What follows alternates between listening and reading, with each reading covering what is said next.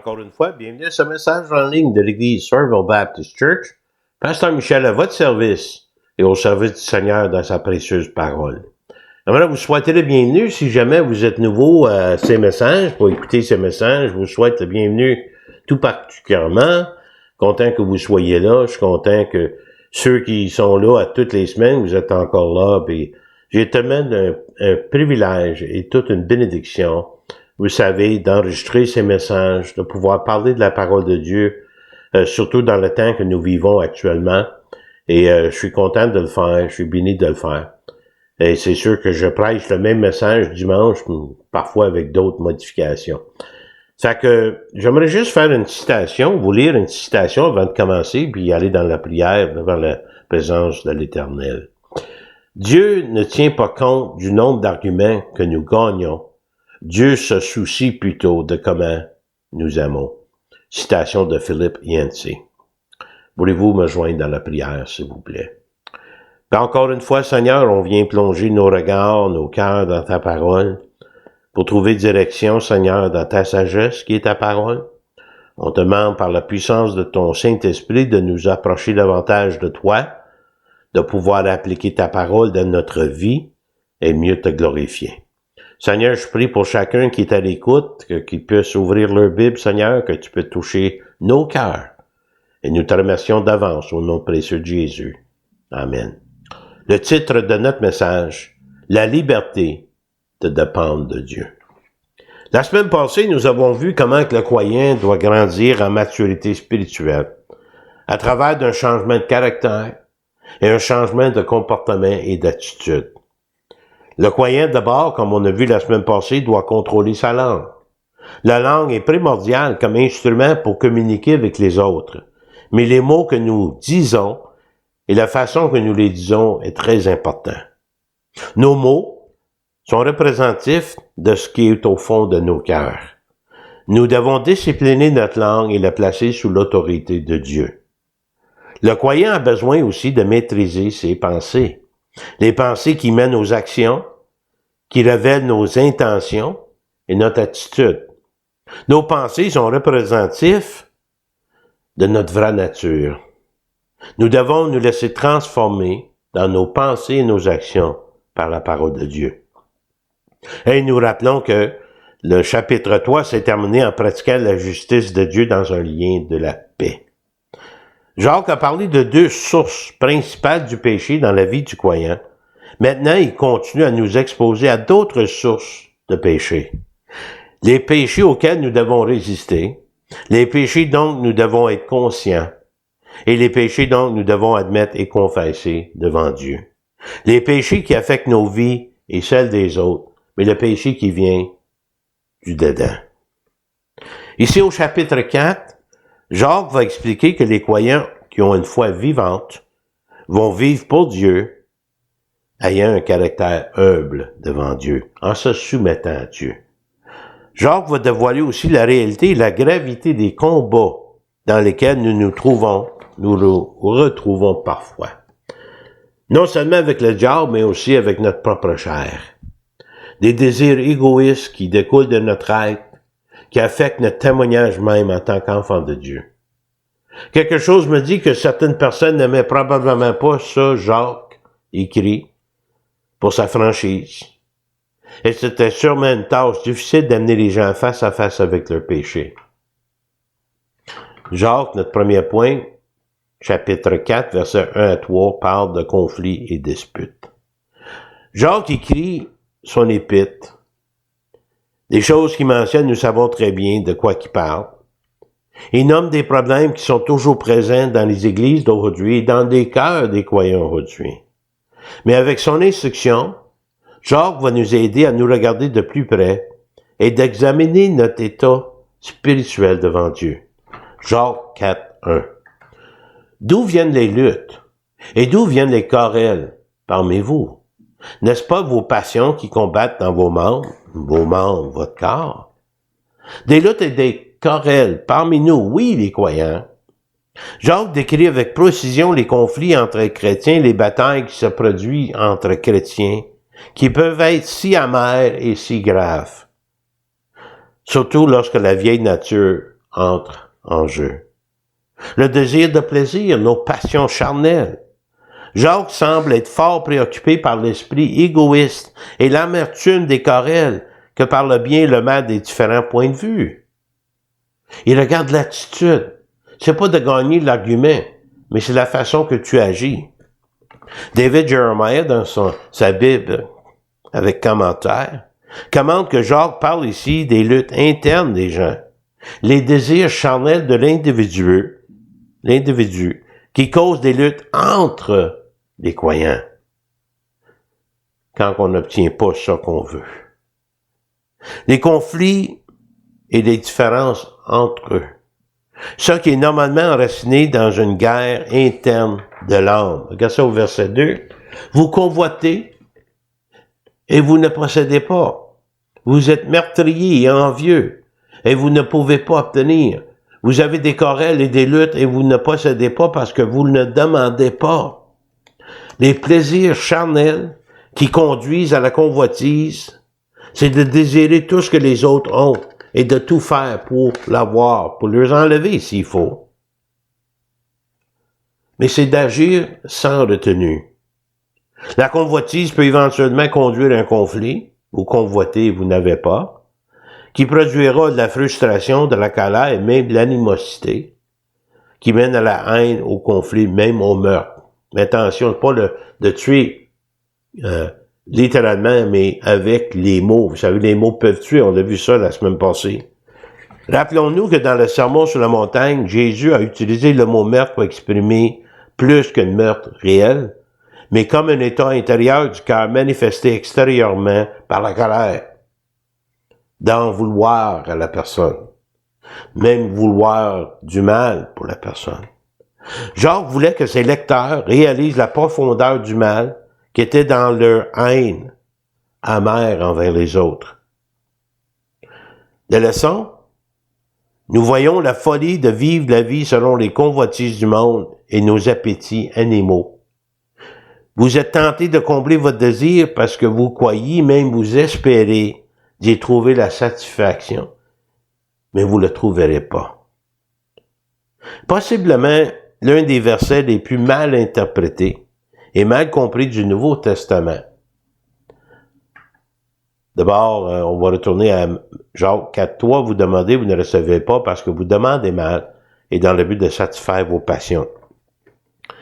Possiblement un des versets les plus mal interprétés, mal utilisés. C'est pourquoi je vous dis, tout ce que vous demandez en priant, croyez que vous l'avez reçu et vous le verrez s'accomplir. Mon ami, si on prend juste ce verset-là, je peux prier pour avoir la plus grosse maison, le plus d'argent, une santé infaillible. Mais c'est pas ça que ça veut dire. Selon la volonté de Dieu. Selon les choses que tu veux prendre pour glorifier, pour honorer Dieu. Pas juste pour tes passions à toi. Ça, c'est un des versets les plus populaires pour ceux qui prêchent l'évangile de la prospérité. Tu seras jamais pauvre, jamais malade, etc. Ne vous bornez pas à prier selon votre liste de souhaits, ils nous disent. Pour ça qui est temporaire, pour nourrir notre ego et de répondre à nos désirs charnels. Cherchez ce qui est plus haut, qui est meilleur que cette vie, ce qui dure, qui est éternel. Mais on prie Dieu parce qu'on veut des choses charnelles. Lorsqu'on prie, vous ne recevez pas parce que vous demandez mal. Jacques aborde le problème de la prière égoïste, faite avec des motifs purement égoïstes. Nous demandons des choses pour nous-mêmes et non les choses qui honorent et glorifient Dieu. Le véritable but de la prière, c'est d'aligner notre volonté avec la volonté de Dieu, en partenariat avec lui, en lui demandant d'accomplir sa volonté sur cette terre et à travers nous. Et il va nous accorder qu'est-ce que ça prend qu'on puisse le glorifier. Parfois, c'est des épreuves, vous savez. Nos vies doivent être centrées sur le Seigneur. Regardez le psaume 37, 3 et 4. Confie-toi en l'Éternel et pratique le bien. Aie le pays pour demeure et la fidélité pour pâture. Fais de l'Éternel tes délices, et il te donnera ça que ton cœur désire. Pas nécessairement des désirs charnels, mais des désirs que tu as vraiment, que tu as dans ton âme. Ça que le monde nous a offert ne satisfera jamais notre âme. Ça donc nous pensons d'avoir besoin pour être heureux dans cette vie ne suffira jamais. Ça donc nous avons plus besoin. Qu'est-ce que notre âme désire? C'est Dieu peut nous la donner.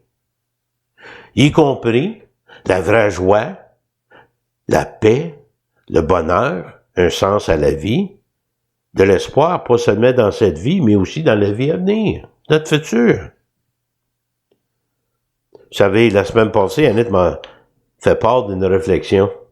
Quand les gens trouvent une église locale, est-ce qu'ils viennent pour en être des maîtres, pour s'épanouir de façon égoïste, ou pour être des serviteurs du Seigneur? Est-ce qu'ils viennent pour être populaires parmi le peuple, ou ils viennent pour s'humilier devant Dieu pour le servir? Vous savez, les désirs destructeurs persistent. Voulant suivre notre propre voie, parce que nos prières sont plus souvent égocentriques et complaisantes, mais nous ne devons pas permettre que cela devienne une source de conflit et de dispute entre nos frères. Il faut savoir se contrôler nos désirs. Donc, éviter des conflits, des disputes, non seulement entre croyants, mais dans chaque croyant, en nous. Ensuite, le compromis et la convoitise. Être centré sur soi affecte directement notre relation personnelle avec Dieu, comme une forme d'idolâtrie, entravant la foi. Jacques utilise ici les mots familiers de l'Ancien Testament lorsqu'il adresse les croyants. Jacques 4,4. Adultères que vous êtes, ne savez-vous pas que l'amour du monde est inimitié contre Dieu? Celui donc qui veut être ami du monde sera ennemi de Dieu. Adultères que vous êtes, c'est des mots utilisés dans l'Ancien Testament pour décrire l'infidélité d'Israël envers Dieu. Israël était illustré comme un prostitué spirituel. Amitié avec le monde, le mot grec décrit l'amour comme un attachement fort et émotionnel.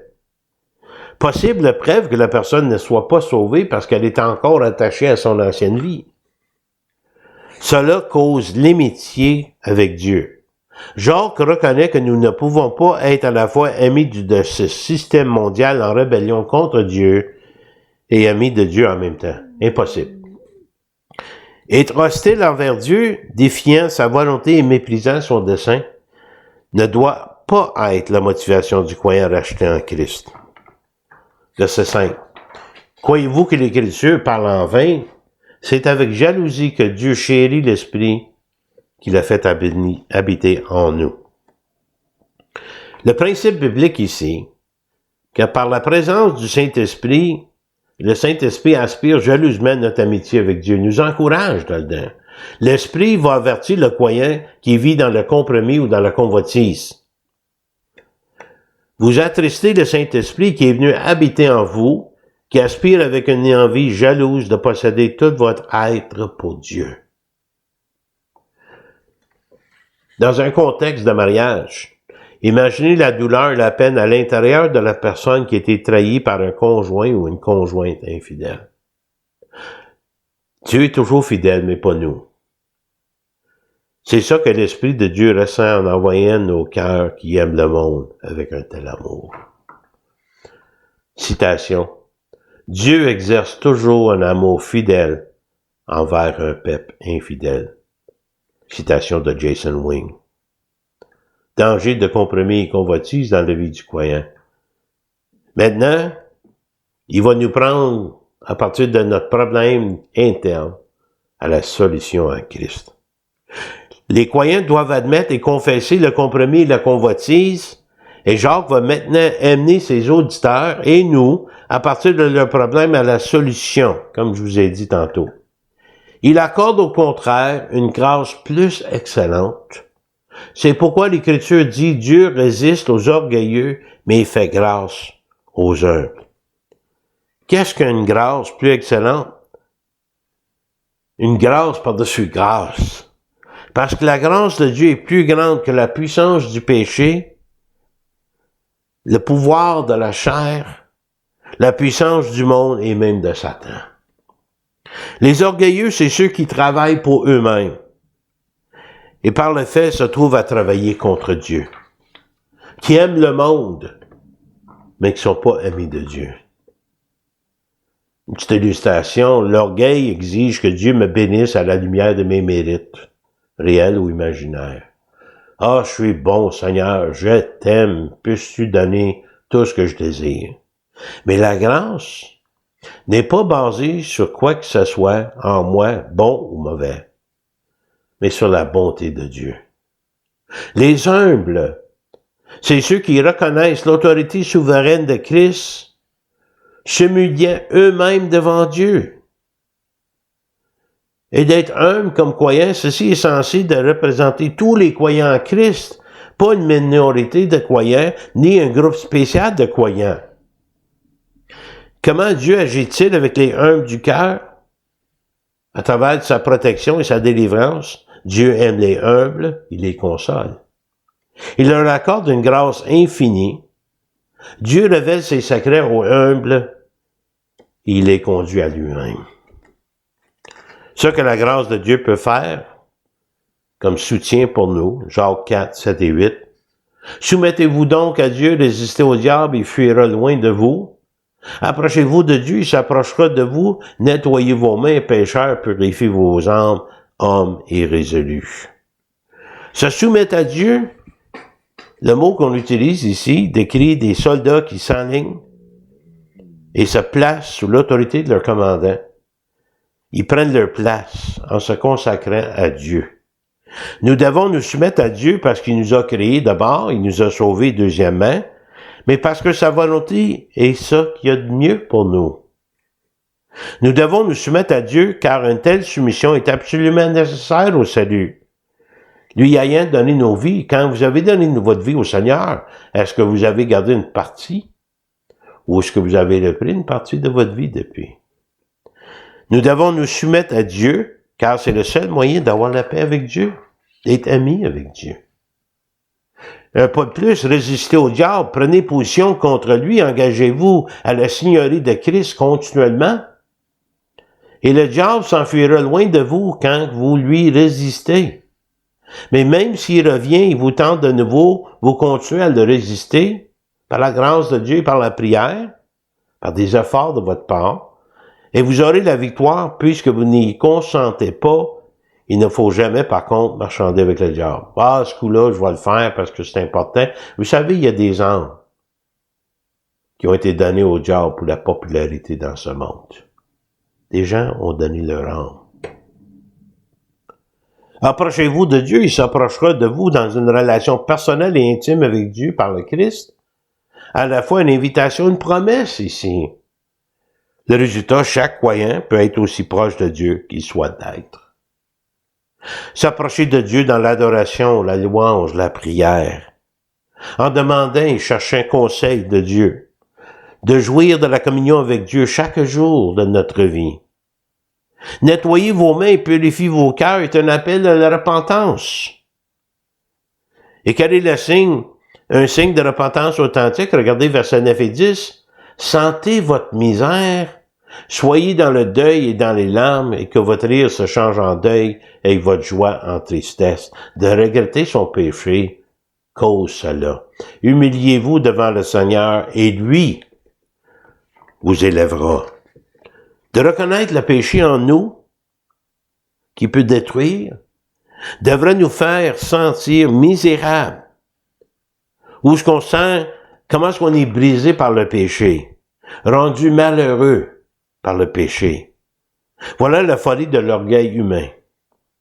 La responsabilité de se repentir, mais la bénédiction de la repentance. Vous savez, si Dieu peut guérir une vie brisée, il peut certainement guérir un cœur brisé. D'abord, s'en remettre à Dieu. Dans un article que j'ai lu, intitulé « En attendant », James Merritt. Aujourd'hui, nous entendons le bruit, nous vivons nos vies principalement préoccupés par nos propres agendas, nos propres priorités, nos propres désirs, même charnels. Mais en tant que croyants, nous sommes appelés à vivre différemment.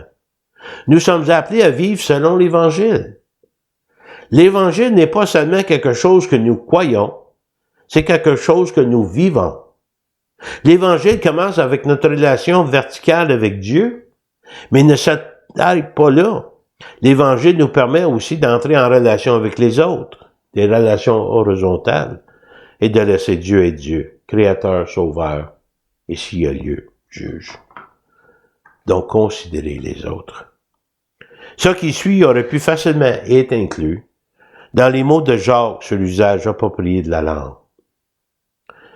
Ne parlez point mal les uns des autres, frères. Celui qui parle mal d'un frère, qui juge son frère, parle mal de la loi et juge la loi. Or, si tu juges la loi, tu n'es pas observateur de la loi, mais tu en es juge. Toi-même, tu dois te soumettre à la loi. Qu'est-ce que ça veut dire ici? Nous humilier, c'est de nous mettre en règle avec Dieu, mais ça doit aboutir à que nous soyons en règle avec les autres. Cela se verra de la façon dont nous parlons d'eux. Donc, il ne faut pas dire du mal de l'autre, ni juger l'un et l'autre. Dire du mal de la loi des juges, c'est aller là où nous n'avons aucune juridiction, aucune capacité d'être juste, et c'est quelque chose que nous n'avons pas le droit en aucun temps de faire. L'humilité qui est sincère chez le croyant doit éliminer les mauvaises pensées, opinions et critiques des autres. Si nous jugeons les autres, il y a quelque chose que nous n'avons pas compris à propos de notre propre pardon en Christ. Laissez Dieu être le juge. Pourquoi? Jacques 4,12. Un seul est législateur et juge. C'est celui qui peut sauver et perdre. Mais toi, qui es-tu qui juge ton prochain? Considérez les autres. Versets 13 à 16, dépendre de Dieu. À vous maintenant qui dites, aujourd'hui ou demain, nous irons dans une telle ville, nous y passerons une année, nous trafiquerons et nous gagnerons. Jacques a réprimandé ici tous ceux dont le cœur vit en dehors de la conscience constante de la main de Dieu, qui ne considèrent pas Dieu, mais exagèrent ses propres capacités comme si la personne est au contrôle de sa vie, de tout ce qui va se passer demain, puis après-demain et des années à venir. Mais regardez au verset 14. Vous qui ne savez pas ce qui arrivera demain. Car, qu'est-ce que votre vie? Vous êtes une vapeur qui paraît pour un peu de temps et qui ensuite disparaît. Wow! Ici, il y a un besoin urgent pour tous les croyants de dépendre de Dieu. Celui qui tient le temps dans ses mains, il tient même nos vies entre ses mains, chaque battement de cœur, chaque respiration que nous faisons. Comment devrons-nous voir la vie? Quelle est la bonne attitude d'avoir, regardez au verset 15 et 16. Vous devriez dire au contraire, si Dieu le veut, nous vivrons et nous ferons ceci ou cela. Mais maintenant, vous vous glorifiez dans vos pensées orgueilleuses, ces choses mauvaises, que de se glorifier de la sorte. Quand on compte sur soi-même, de compter sur nos propres ressources et forces, qui ne pourraient nous amener qu'à des rêves brisés, faire ce que nous voulons sans considérer la direction de Dieu, ne peut que nous éloigner de plus en plus de Dieu, sans avoir trouvé le vrai contentement de cette vie. La vantardise est l'opposé de l'humilité où la fierté personnelle a première place. Quelques signes de cela, même dans la vie du croyant, il y en a trois. Quand on refuse toute réprimande de Dieu dans sa parole. Deuxièmement, on exagère notre personne. Comme qu'on est un super héros, on met les choses hors proportion. Troisièmement, on a une tendance de juger le caractère et la conduite des autres. On doit dépendre de Dieu, mais pas prendre la place de Dieu. Et ça finit, mes amis, avec le verset 17. Choisir de faire le bien. Vivre en dehors de la volonté de Dieu est une situation sans issue. Négliger le conseil divin ne rend personne gagnante. Celui qui sait, donc il sait faire ce qui est bien, et qui ne le fait pas, commet un péché. Juste les conseils que nous recevons de Jacques, on peut appliquer ça dans notre vie pour mieux glorifier Dieu dans notre vie et vivre pour lui. Mais un coup qu'on a eu l'instruction, si on l'applique pas, c'est un péché. Pourquoi qu'on l'a lu? Est-ce qu'on est vraiment intéressé de savoir qu'est-ce que Dieu a à dire? Est-ce que je veux vraiment changer ma vie et la rendre conforme à la parole de Dieu? Dans Micha 6:8, ça dit ceci. J'espère, je l'ai... oui. Michée 6:8. On t'a fait, ô homme, ça qui est bien. Et ça que l'Éternel demande de toi, c'est que tu pratiques la justice, tu fais ça qui est bien. Que tu aimes la miséricorde et que tu marches humblement avec ton Dieu. Se soumettre au contrôle de Dieu, dépendre totalement de lui et la manière de vivre cette vie de façon victorieuse.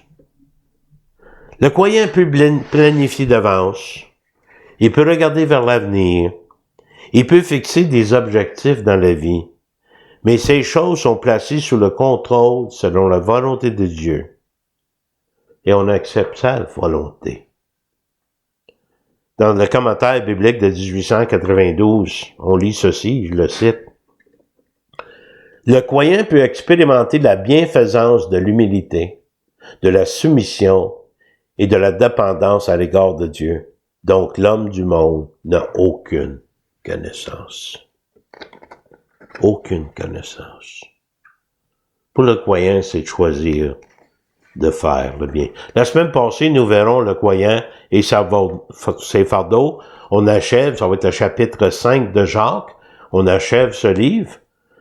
Si jamais vous avez des suggestions sur les prédications à venir, n'hésitez pas à me contacter, ça me ferait plaisir de considérer le sujet que vous avez. En conclusion, cette vie nous a été confiée dans le but de pouvoir découvrir Dieu, Créateur, Sauveur. Et si on ne l'accepte pas comme Sauveur et Seigneur de notre vie, nous le verrons comme juge.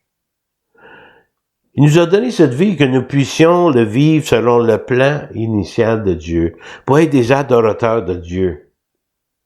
Parce que nos vies sont comme une vapeur, il faut le considérer sérieusement. Au lieu d'être pris dans des conflits, dans les guerres sans fin avec les autres, ou avec l'intérieur de nous-mêmes, enrôlons-nous dans l'armée de Christ pour les bonnes batailles. Découvrons le plan de Dieu pour notre vie. Prenons notre place et faisons l'œuvre qu'il a préparée pour nous. Nous sommes appelés à vivre à ce moment particulier dans l'histoire où beaucoup de gens croient qu'on est sur le bord de l'enlèvement de l'Église. Et mon ami, si vous n'avez pas trouvé votre place, il n'est jamais trop tard pour lui demander conseil. Une illustration humoristique. Un des problèmes de base du croyant, pour vous faire comprendre le principe, c'est comme essayer de suivre un régime spirituel, de goûter et de manger les bonnes choses que Dieu a préparées pour nous. Mais en même temps, c'est d'avoir à lutter contre l'appétit charnel. Vouloir m'exposer plutôt à des choses qui sont nocives pour ma santé spirituelle. C'est la maîtrise de soi qu'on doit trouver en Christ. Ce n'est lorsque nous serons pleinement conscients de notre propre misère que nous comprendrons ce qui est réellement la grâce infinie de Dieu. 2 versets pour terminer, Hébreux 12, 1 et 2. Nous donc aussi, puisque nous sommes environnés d'un si grand nuée de témoins, rejetons tout fardeau et le péché qui nous enveloppe si facilement, le péché en dehors, mais le péché qui vient d'en dedans. Rejetons tout fardeau et le péché qui nous enveloppe si facilement et courons avec persévérance dans la carrière qui nous est ouverte. Ayant les regards sur Jésus, le chef et le consommateur de la foi, celui qui nous rendra à terme, qui, en vue de la joie qui lui était réservée, a souffert la croix, méprisé l'ignominie et s'est assis à la droite du trône de Dieu. Lui, il voyait les bénéfices de la croix, mais il a été prêt de subir la douleur de la croix. Voulez-vous me joindre dans la prière, s'il vous plaît? Seigneur Jésus, encore une fois, on est mis face à face avec notre propre nature. Oh Seigneur, que nous puissions glorifier ton nom avec nos vies, qu'on puisse se détourner de nos désirs égoïstes et charnels et trouver le bonheur spirituel en Jésus-Christ. Seigneur, s'il y en a qui sont à l'écoute, qui n'ont jamais accepté Jésus comme sauveur personnel, comme Seigneur de leur vie, je te demande, Seigneur, de les convaincre par la puissance du Saint-Esprit, de leur convaincre de leurs besoins. Et Seigneur, pour nous les croyants, approche-nous davantage de toi. Aide-nous, Seigneur, à laisser tomber les affaires qui sont pas importantes et d'aller vers ceux qui comptent vraiment, ta volonté. En attendant, Seigneur, je te prie de garder et de bénir ceux qui sont à l'écoute et chacun de nous. Nous te prions et nous élèvons le nom de Jésus au nom de Jésus. Amen. Vous pouvez me contacter ici à l'église Somerville Baptist Church, 819-889-2819. Si vous avez des requêtes de prières, des suggestions de prédication, commentaires, critiques, ou juste pour parler ou prendre un temps de prière ensemble, ça me fera plaisir de vous répondre. Mon courriel en lettres minuscules, mihoule@netrevolution.com. En attendant que Dieu vous bénisse, qu'il vous garde, merci de votre fidélité à l'écoute de ces messages, et à la prochaine fois.